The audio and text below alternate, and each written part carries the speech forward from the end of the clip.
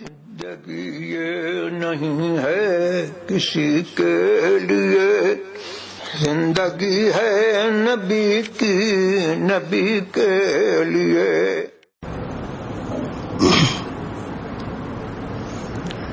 السلام علیکم ورحمۃ اللہ وبرکاتہ۔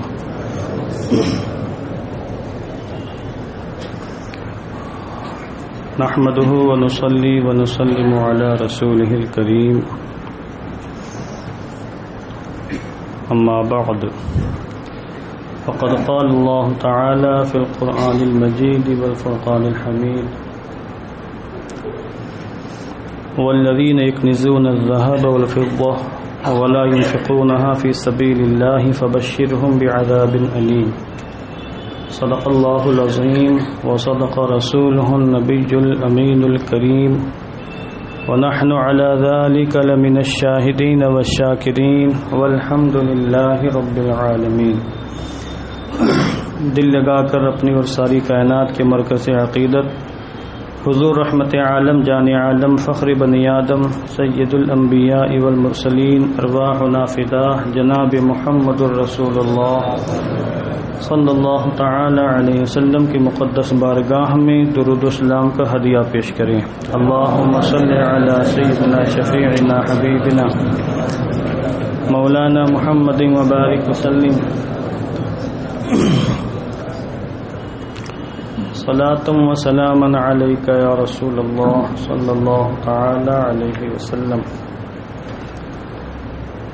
اللہ تبارک و تعالی کا بے پناہ فضل و کرم ہے کہ اس نے ماہ صیام کے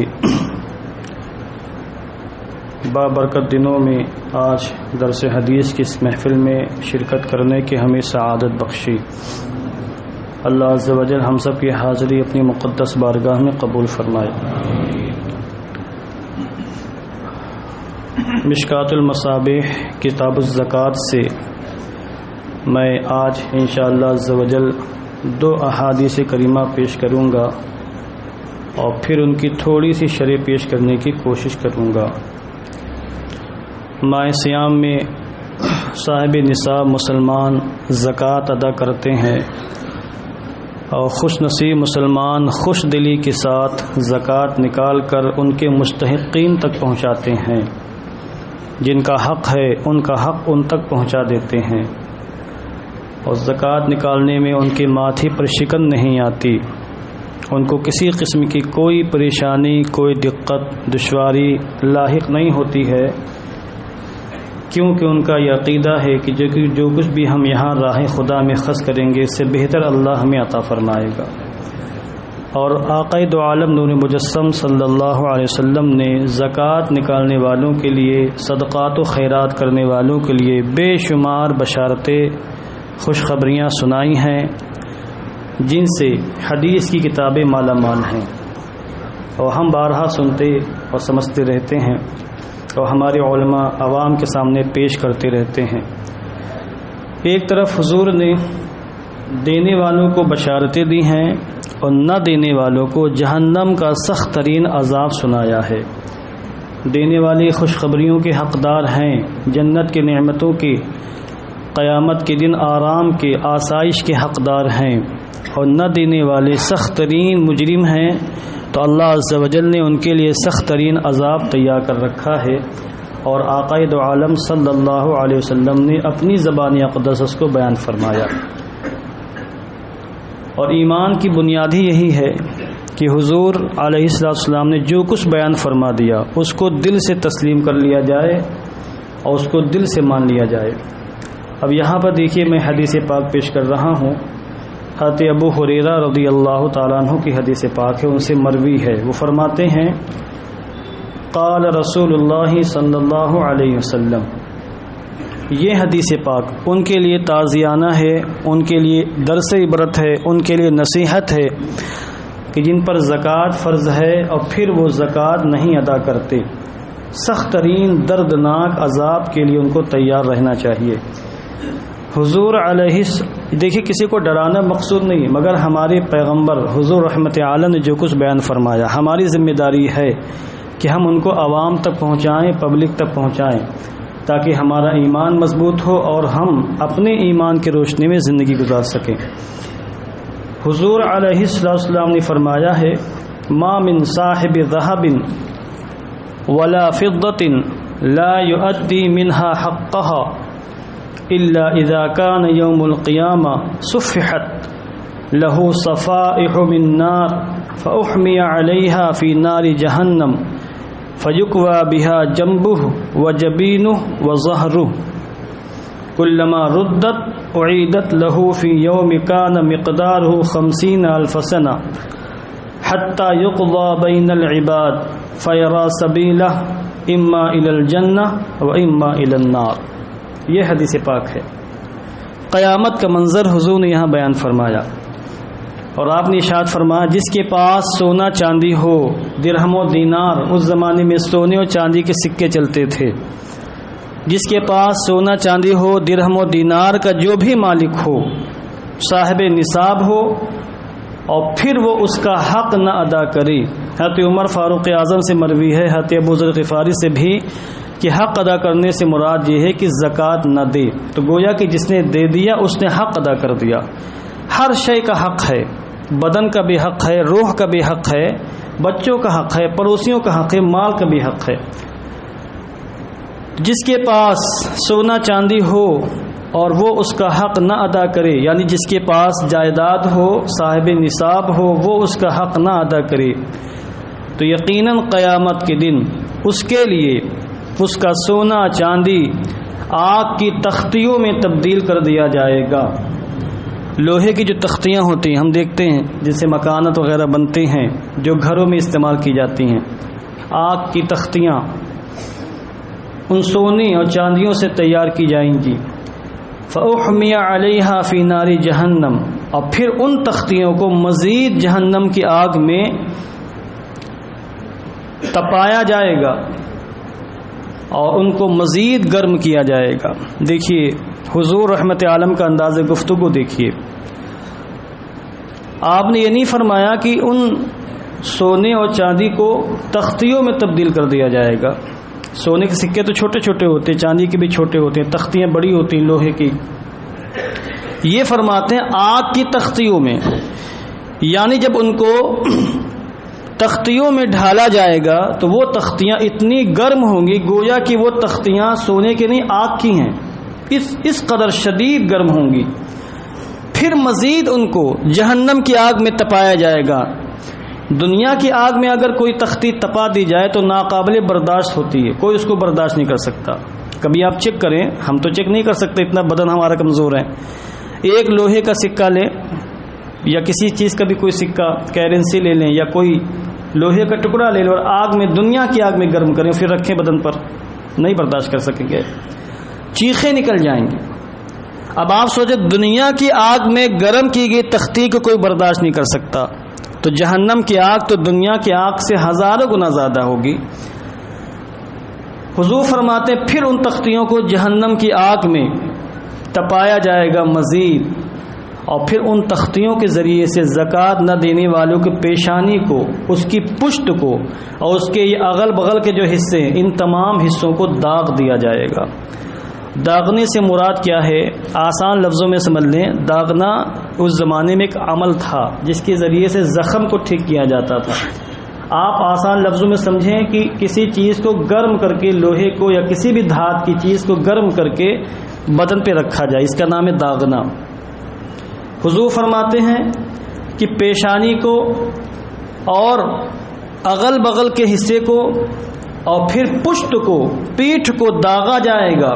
کلما ردت اعیدت لہو، اور جب اور بعض روایتوں میں کلما بردت بھی آیا ہے، مسلم شریف کی روایت میں بردت آیا، یہاں ردت ہے، معنی تقریباً ایک ہے۔ جب وہ تختیاں ٹھنڈی ہوں گی ان کو پھر سے گرم کر کے اس کے جسم کو قیامت کے میدان میں داغا جائے گا، اس کو عذاب میں گرفتار کیا جائے گا۔ حضور آگے ارشاد فرماتے ہیں فی یوم کان مقدار 50,000 سنہ، یہ عذاب اس دن ہوگا جس دن کی مقدار 50,000 سال ہے، قیامت کا دن۔ حتی یقضی بین العباد، یہ سارا معاملہ مسلسل ہوتا رہے گا، اور فرشتے اس دنیا میں زکوٰۃ نہ دینے والے کنجوس کو، بخیل کو گرفتار عذاب کرتے رہیں گے یہاں تک کہ تمام بندوں کے درمیان فیصلہ ہو جائے گا۔ فیرا سبیلہ، پھر یہ اپنا راستہ دیکھے گا، اما الی الجنہ، یا تو یہ جنت میں جائے گا، و اما الی النار، یا تو اسے اٹھا کر جہنم میں جھونک دیا جائے گا، پھینک دیا جائے گا۔ اب آپ غور فرمائیں، اتنا سخت ترین عذاب قیامت کے میدان میں دیا جائے گا، اور پھر بھی چھٹکارا نہیں ہے۔ یہ طے نہیں کہ یہ جنتی کی دوزخی ہے، اب یہ تو اس کے اعمال کے اوپر ہے۔ اگر زکوٰۃ نہ دینے کے علاوہ کوئی اور عمل اس نے برا کیا ہوگا، دنیا میں نماز نہیں پڑھی ہوگی، حج فرض ہونے کے باوجود نہیں کیا ہوگا، روزے نہیں رکھے ہوں گے، دیگر اس نے شرارتیں کی ہوں گی، تو اس کو جہنم میں ڈال دیا جائے گا۔ اگر باقی اس کے پاس نیکیاں ہوں گی، صرف اس نے زکوٰۃ ہی نہیں دی ہوگی، تو پھر اس کا کفارہ ہو جائے گا، اب اس کو جنت کا پروانہ نصیب کر دیا جائے گا۔ لہذا دنیا کی جو مصیبتیں یہ تو برداشت کی جا سکتی ہیں، اور ہم تو اتنے کمزور ہیں کہ دنیا کے چند لمحوں کی مصیبتیں برداشت نہیں کر سکتے ہیں۔ اگر ہمیں یہ بتا دیا جائے گاندھی میدان میں آگ لگی، زبردست آگ، کوئی وہاں نہ جائے ورنہ جل جائے گا، کوئی عقل مند وہاں جائے گا آگ دیکھنے کے لیے؟ دنیا کی آگ گاندھی میدان میں لگ جائے، معاذ اللہ، نہ لگے اللہ کرے کبھی۔ ایک مثال میں دے رہا ہوں، ابھی تو اس کو پارک بنا دیا ہے، مگر معلوم ہو جائے یقین سے کہ وہاں آگ کے شعلے بھڑک رہے ہیں، تو کوئی بھی عقل مند انسان وہاں جانے کی جرأت و جسارت نہیں کر سکتا۔ اور اگر یہ بتا دیا جائے کہ وہاں جو جائے گا اس کو اٹھا کر آگ میں جھونک دیا جائے گا، وہاں گنڈے موالی قسم کے لوگ کھڑے ہیں، وہاں لفنگے ٹپوری قسم کے لوگ ہیں، جو وہاں جائے گا اس کو اٹھا کر وہ آگ میں ڈال دیں گے، تب کون عقل مند وہاں جائے گا؟ تب تو کوئی مزید اور کوئی نہیں جائے گا۔ اگر کسی کی جانے کی تمنا بھی ہوگی کہ جا کے دیکھے آگ کیسے، تب بھی وہ نہیں جائے گا، کیونکہ وہاں جانے میں خطرات ہیں۔ تو جب دنیا کی آگ کے اتنے شدید خطرات کے وقت کوئی جانے کی کوشش نہیں کرتا، تو ذرا سوچے قیامت کے میدان کی جو سخت ترین آگ ہوگی اور سخت ترین جو عذاب ہوگا، وہاں جانے کی، وہاں جو بچنے کی تدبیر نہ کرے اور جو بچنے کی کوشش نہ کرے، ایسا انسان کس قدر بیوقوف اور احمق اور گھامڑ ہوگا۔ اب آپ دیکھیں حضور رحمت اللہ علیہ فرمایا کہ 50,000 سال کے دن یہ عذاب اس کو دیا جائے گا۔ اب کچھ لوگ یہ کہہ دیں گے کہ بھئی ہم تو حضور کے غلام ہیں، عاشق رسول ہیں، چلو ٹھیک ہے، ہم سے کچھ غلطیاں ہو جائیں گی تو حضور کی شفاعت ہم کو معاف کروا لے گی، حضور کی شفاعت کے ہم حقدار ہو جائیں گے۔ حضور علیہ السلام نے فرمایا شفاعتی لأہل الکبائر من امتی، کہ میری شفاعت میری امت کے ان لوگوں کے لیے ہوگی جو بڑے بڑے گناہ کریں گے، دنیا میں بڑے بڑے گناہ کرنے والوں کو حضور کی شفاعت نصیب ہوگی۔ شفاعت پر ہمارا ایمان اور یقین ہے، بخاری کے اندر روایت موجود ہے، مسلم کے اندر روایت موجود ہے، صحاح ستہ کے اندر روایت موجود ہے، مگر جہاں پہ روایتیں موجود ہیں وہاں یہ بھی ہے کہ 25,000 سال کا عرصہ یوں ہی گزر جائے گا۔ قیامت کے میدان جو 50,000 سال کا ہوگا سب کے لیے نہیں ہوگا، اور 50,000 سال تو گنہگاروں کے لیے، کسی کے لیے وہ 50 مہینے کے برابر ہوگا، کسی کے لیے صرف 50 سال کے برابر ہوگا، کسی کے لیے 50 دن کے برابر، کسی کے لیے 50 گھنٹوں کے برابر، اور اللہ کے انتہائی جو مقرب بندے ان کے لیے تو ایک لمحے کے برابر ہوگا۔ بس آگ جلی اور جل کے ختم ہوگی، پل بھر میں وہ پورا عرصہ محشر ختم ہو جائے گا، معلوم ہی نہیں، محسوس نہیں ہوگا۔ یہ تو درجات وہاں ہوں گے۔ عام پبلک کے لیے جو گنہگار ہیں ان کے لیے 50,000 سال کے برابر ہوگا، کفار مشرکین کے لیے 50,000 سال کے برابر ہوگا، اور 25,000 سال کا عرصہ یوں ہی گزر جائے گا۔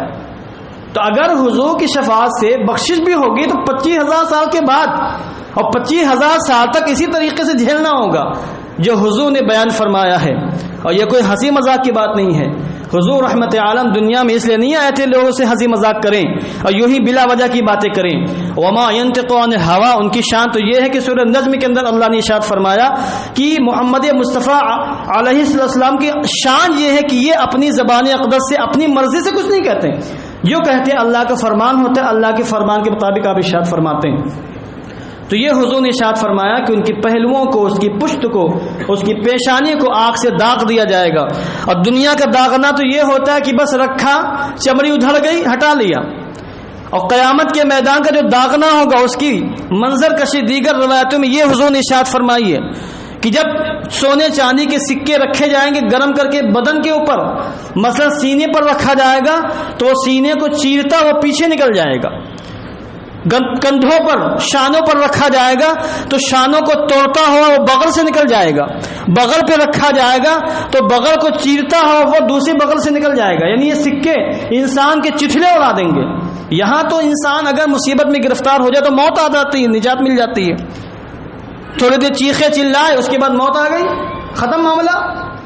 مگر وہاں موت تو آنی نہیں، موت تو آ چکی ہے. اب تو وہاں چیخو پکار ہوگی، صرف برداشت کرنا ہوگا، برداشت کے علاوہ کوئی اور چارہ کار نہیں ہوگا.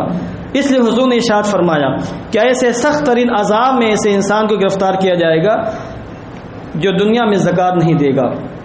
اور خود قرآن مقدس کے اندر بھی اللہ نے فرمایا، جیسا میں نے خطبے میں آیت کریمہ پڑھی، کہ جو لوگ سونا چاندی کو جمع کر کے راہ خدا میں خرچ نہیں کرتے، زکوٰۃ نہیں دیتے ہیں، تو ان کو دردناک عذاب کی بشارت دے دیجیے کہ جس دن ان کے وہ سونا چاندی کو جہنم کی آگ میں گرم کیا جائے گا.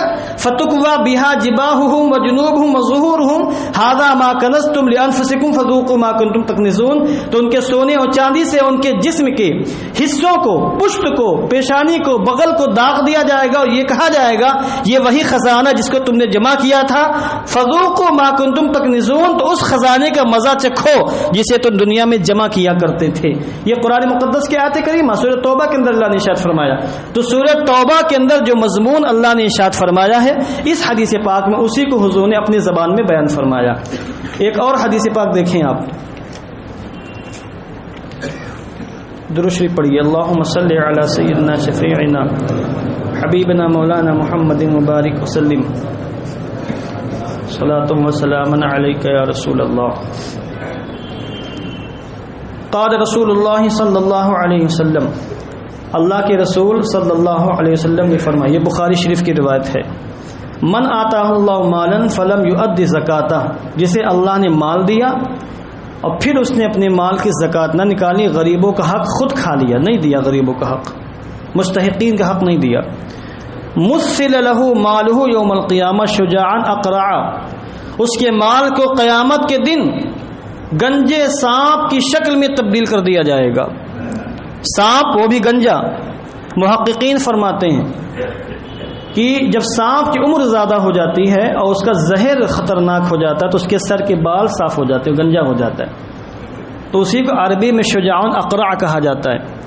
لہو زبیبتان، جس کے دو دانت ہوں گے نکیلے، یا اس کی آنکھوں کے اوپر دو سیاہ نقطے ہوں گے. یطوقہ یوم القیامہ، قیامت کے دن زکوٰۃ نہ دینے والوں کو گلے میں اسی سانپ کا طوق بنا کر ڈال دیا جائے گا. یعنی جس مال کی زکوٰۃ نہیں دی تھی، جس مال سے محبت کی تھی، وہی محبت، وہی مال وبال جان بنے گا. اور قیامت کے میدان میں اللہ عز و جل کی قدرت سے وہ مال سانپ کی شکل میں تبدیل ہوگا، اور ایسے ایسے سانپ کی شکل میں نہیں بلکہ اژدہے کی شکل میں، خطرناک زہریلے خونخوار اژدہے کی شکل میں تبدیل ہوگا. اور پھر قیامت کے منظر میں، قیامت کے میدان میں اعلیٰ رؤوس الاشہاد، سب کے سامنے اس کے گلے میں اسی مال کو سانپ کی شکل میں طوق بنا کر ڈالا جائے گا. اور پھر حضور فرماتے ہیں ثم یاخذ بالرہزمتیہ یعنی شدقیہ، پھر وہ سانپ اژدہا اس کے دونوں جبڑوں کو پکڑے گا، بخیل انسان کے جبڑوں کو.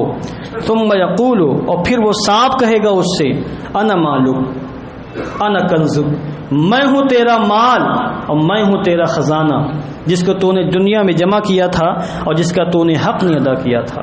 تو بعض محبتیں وبال جان بن جاتی ہیں. محبت کرنا کسی بھی شے سے، بیٹے سے ہو، بیوی سے ہو، بچوں سے ہو، بچیوں سے ہو، پڑوسیوں سے ہو، مسلمانوں سے ہو، بھائیوں سے ہو، رشتہ داروں سے، مال سے، دولت سے، خوبصورت چیز سے، اچھی چیز ہے محبت کرنا، مگر شریعت کے دائرے میں رہ کر محبت کی جائے. محبت میں شریعت کا مذاق نہ اڑایا جائے اور شریعت کو پھلانگا نہ جائے، ورنہ پھر یہی انجام ہوگا جو یہاں حضور نے ارشاد فرمایا کہ وہ سانپ جو دنیا میں اس کا مال تھا یہ کہے گا میں تیرا مال ہوں، میں تیرا خزانہ ہوں. ثم تلا، پھر حضور نے یہ آیت کریمہ پڑھی، وَلَا يَحْسَبَنَّ الَّذِينَ يَبْخَلُونَ بِمَا آتَاهُمُ اللَّهُ مِنْ فَضْلِهِ. یہ پوری آیت کریمہ موجود ہے قرآن مقدس کے اندر. اس کا معنی بھی یہی ہے، سَيُطَوَّقُونَ مَا بَخِلُوا بِهِ يَوْمَ الْقِيَامَةِ. یہ سورہ آل عمران آیت نمبر 180 کے اندر موجود ہے یہ آیت کریمہ. تو اس لیے حضور رحمت عالم جان عالم چونکہ امت پر مہربان ہیں، امت پر شفیق ہیں، وہ امت کی مشقت نہیں دیکھ سکتے۔ قرآن مقدس کے اندر ان کے بارے میں اللہ نے فرمایا رؤوف الرحیم ہے، یہ حضور کو اللہ نے رؤوف فرمایا، رحیم فرمایا، رؤوف بھی ہیں رحیم بھی ہیں۔ تو حضور امت پر چونکہ بڑے مہربان ہیں، اس لیے حضور نے امت کو قیامت کی سختیوں سے بچانے کا انتظام فرمایا اور پہلے سے آگاہ فرما دیا کہ زکوٰۃ نہ دے کر بدبخت مت بن جانا، ورنہ وہ انجام ہوگا جو یہاں بیان کیا گیا ہے کہ وہ مال جس سے دنیا میں محبت کی تھی وہ مال گنجے سانپ کی شکل میں تبدیل کر دیا جائے گا اور پھر قیامت کے میدان میں اس کے جسم کو چبائے گا، اس کے جبڑوں کو چبائے گا۔ اس لیے اللہ عز و جل سے دعا کرنی چاہیے کہ اللہ نے اگر تو ہم کو مال دیا ہے تو مال کی زکوٰۃ نکالنے کی بھی توفیق دے، چونکہ مال ملنا اللہ کی نعمت ہے، اللہ کا کرم ہے، اور مال مل جانے کے بعد مال کو صحیح ڈھنگ سے راہ خدا میں خرچ کرنا اور جن جن کا حق مال سے وابستہ ہے ان کا حق دینا، یہ اللہ کا ایک مزید کرم ہے۔ جن کو مال مل گیا ان پر اللہ کا کرم ہو گیا، جن کو مال کو خرچ کرنے کی توفیق مل گئی مزید اللہ کا کرم ہو گیا، نور علی نور، سونے پہ سہاگا ہو گیا۔ اس لیے کبھی کبھی انسان مال کی محبت میں بدبخت ہو جاتا ہے اور پھر اللہ رسول کو پس پش ڈال دیتا ہے، ان کی تعلیمات کو بھول جاتا ہے اور پھر وہ عمل نہیں کر پاتا۔ جو ہوگا دیکھا جائے گا، دیکھ لیں گے، تم دیکھ کیا لوگے، تمہاری کیا اوقات کی تم دیکھ لوگے، تم کو تو جھیلنا ہوگا بعد میں، دیکھنا تو دنیا میں، سمجھنا دنیا میں، عقل دنیا میں اللہ نے دی ہے، زندگی دی ہے سوچنے سمجھنے کے لیے، وہاں دیکھنا نہیں، وہاں صرف برداشت کرنا ہے، وہاں صرف جھیلنا ہے۔ اس لیے یہ کہہ جانا کہ دیکھ لیں گے اللہ رؤوف ہے، کریم ہے، مہربان، معاف فرما دے گا، تو یہ سزائیں تو اللہ ہی نے مقرر فرمائی ہیں۔ اس لیے جو شریعت کے ضابطے ان کو عمل میں لانا چاہیے، اور یہ کہہ کر کہ دیکھ لیا جائے گا شیطان کے ڈھکوسلیں اور شیطان کی یہ سمجھ لیجیے چالاکیاں ہیں، اس طرح کی باتیں وہ ڈال کر کے لوگوں کو غافل کر دیتا ہے۔ قارون کا نام سب نے سنا ہوگا، قارون یہ حضرت موسیٰ علیہ السلام کی قوم کا تھا اور حضرت موسیٰ علیہ السلام کا چچیرا بھائی تھا۔ قارون ایمان لے آیا تھا، مسلمان تھا، ایمان لے کے آیا تھا حضرت موسیٰ کلیم اللہ پر، مگر بعد میں بدبخت ہو گیا مال کے محبت میں۔ اللہ نے اس کو بے شمار خزانے دیے تھے۔ قرآن مقدس کے میں سورہ قصص میں 20 پارے کے اندر 7 آیت کریمہ موجود ہیں قارون کے بارے میں۔ ان قارون کان من قوم موسیٰ فبغى علیہم وآتیناہ من الکنوز ما ان مفاتحہ لتنوء بالعصبۃ اولي القوة اذ قال له قومه لا تفرح ان اللہ لا يحب الفرحین، یہاں سے ابتدا ہے۔ اور پھر مزید 7-8 آیت کریمہ میں قارون کا حال اور قارون کی ہلاکت اللہ نے بیان فرمائی، کس طریقے سے اس کے مال کو، اس کے جسم کو زمین میں دھسا دیا گیا۔ تو جب زکوٰۃ کا حکم حضرت موسیٰ علیہ السلام پر نازل کیا گیا تو حضرت موسیٰ کلیم اللہ نے زکوٰۃ کا اعلان فرمایا، اپنی قوم سے کہا زکوٰۃ لا کے دو۔ ان کی قوم پر بھی زکوٰۃ تھی۔ تو قارون نے کہا اس کے پاس خزانہ بہت ہے، قرآن مقدس کے اندر ہے جو میں نے بھی آیت کریمہ پڑھی ہے کہ اتنا خزانہ تھا کہ ان خزانوں کی کنجیاں، چابیاں اتنی زیادہ تھیں کہ ایک بھاری بھرکم جماعت ٹیم بھی مل کر بڑی مشکل سے ان کو اٹھا پاتی تھی۔ یعنی خزانہ نہیں، خزانہ جن صندوقوں میں تھا ان صندوقوں کی چابیاں اتنی زیادہ تھیں کہ بہت بھاری ٹیم مل کر بھی مشکل سے ان چابیوں کو اٹھا پاتی تھی۔ قرآن مقدس کے اندر اللہ نے بیان فرمایا یہ۔ اب دیکھیے قارون نے کہا جب زکوٰۃ کا حکم سنا تو حضرت موسیٰ سے کہا ٹھیک ہے جاتا ہوں، دیکھتا ہوں، حساب لگاتا ہوں، اور میں اپنے مال کا 1000واں حصہ راہ خدا میں دوں گا، یعنی اپنے مال کے میں 1000 حصے کروں گا، ان 1000 حصوں میں 1 حصہ میں دوں گا آپ کو۔ اگر اس پر بھی حضرت موسیٰ راضی ہو گئے، ٹھیک ہے نکالو زکوٰۃ۔ وہ گھر گیا، تمام صندوقوں میں جو اس کے زیورات تھے، خزانے، تہیرے، جواہرات، سونے چاندی کے انبار لگے تھے، نہ جانے کتنے ٹن اس کے پاس رہا ہوگا۔ اس نے حساب لگایا، کئی دنوں کے بعد حساب لگانے کے بعد دیکھا کہ ارے 1000واں حصہ تو بہت زیادہ ہے، یہ کیسے دے دوں گا میں اتنا زیادہ؟ تو اس نے سوچا کہ اب کوئی ترکیب نکالنی چاہیے بچنے کی۔ جو لوگ ترکیب نکالتے ہیں کبھی کبھی ترکیب بناتے بناتے دائرہ کفر میں داخل ہو جاتے ہیں، تو ترکیب بنائی اس نے، اپنے چند ماننے والوں کو بلایا، کہا عجیب تماشا دیکھیے، ہم لوگوں نے ان کی ہر بات مانی تھی، اب وہ ہمارا مال لینا چاہتے ہیں، ہم نے ان کو اللہ کا پیغمبر مانا، ان کی اطاعت کی، پیروی کی، اب وہ ہمارا مال لینا چاہتے ہیں، کچھ ترکیب نکالنی چاہیے۔ تو لوگوں نے کہا کیا مشورہ ہوگا؟ تو آپ کا کہ ٹھیک ہے میں ترکیب نکالتا ہوں۔